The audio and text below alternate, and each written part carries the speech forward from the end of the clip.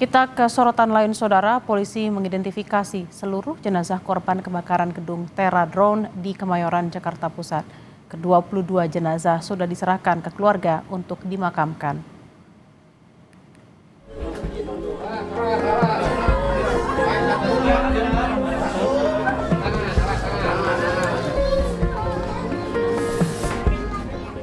Isak tangis keluarga pecah menyambut kepulangan jenazah salah satu korban kebakaran gedung Teradron di Kemayoran, Jakarta Pusat. Jenazah Siti Saadah Wahyuningsih tiba di rumah duka di Depok, Jawa Barat, Rabu malam. Keluarga dan rekan korban yang sudah menunggu sejak siang tak kuasa menahan kesedihan saat peti jenazah tiba. Jenazah langsung dimakamkan di tempat pemakaman tidak jauh dari kediamannya. Sebelumnya polisi telah mengidentifikasi 22 jenazah korban kebakaran gedung Teradron di Kemayoran, Jakarta Pusat. Seluruh jenazah diserahkan ke keluarga untuk dimakamkan. Kami sudah melaksanakan rekonsiliasi yang ketiga untuk menentukan identitas korban dan memutuskan ada 12 jenazah telah kembali dan berhasil kita identifikasi.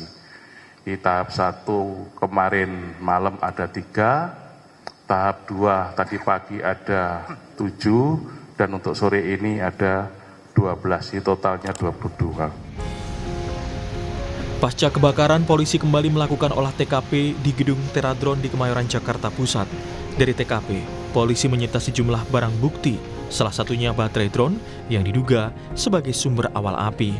Dari hasil olah TKP sementara, penyebab 22 korban meninggal karena kehabisan oksigen. Untuk penyebabnya masih nanti ditentukan oleh dari dokter forensik, namun dari tempat kejadian perkara memang tidak ada korban yang terbakar tubuhnya.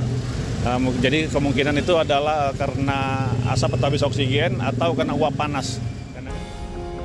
Gubernur DKI Jakarta Pramono Anung menyesalkan gedung 6 lantai itu tidak memiliki akses evakuasi darurat.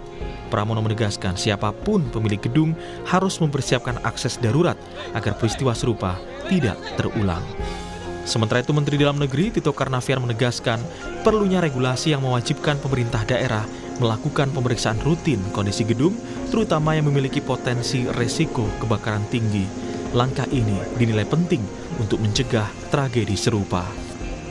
Kami mengharapkan bagi siapapun yang mempunyai usaha yang seperti ini, hal yang berkaitan dengan keselamatan menjadi hal yang penting. Ini menunjukkan lantai 6 tetapi tidak dipersiapkan untuk evakuasi dan sebagainya. Logika saya tadi ya berpikir bahwa setiap pembuatan bangunan juga harus ada pengujian tentang pencegahan kebakaran atau mitigasi atas kebakaran. Kalau misalnya lalai, ada nggak teknis yang dilalui, aturan yang dilanggar, aturan prosedur untuk kelayakan gedung misalnya. Gedung Teradron di Kemayoran, Jakarta Pusat terbakar pada Selasa 9 Desember dan menewaskan 22 pegawai. Gedung milik PT Teradron Indonesia ini merupakan kantor cabang dan memiliki kantor pusat di Bandung. Dari laman resmi perusahaan, PT Teradron Indonesia kini dipimpin oleh Michael W. Siagian sebagai CEO.